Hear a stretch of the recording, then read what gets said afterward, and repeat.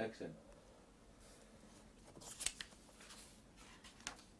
In the book it explains how you can cut a flat net from a basic brick that you make here from separate pieces of card, so that you put numbers across all the edges like 11 and 11 and 10 and 10.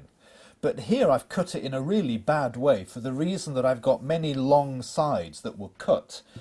So what this does is to occupy a very large area of card with a lot of waste on it. It's not a good way to make a net. So what we need to do is to make it more compact.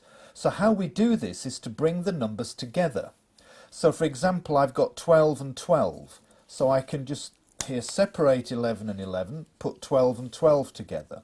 5 is here. Well, 5 is now at the top, and I can move this around and join the 5s together. Here 8 and 8 can now come together.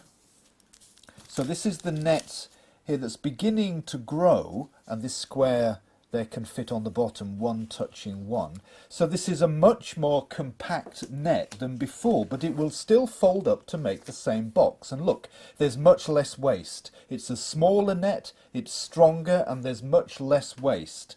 So from this net we can now go on to make a box like this, which that unfolds like that. And you can see that when we fold it back up, that it's much stronger than it would have been with lots of long edges cut. Now 3 of the 4 edges are folded. So 1, 2, 3, and the 4th one is cut. So it's a very compact, strong, perfect box. You cannot make it better than that.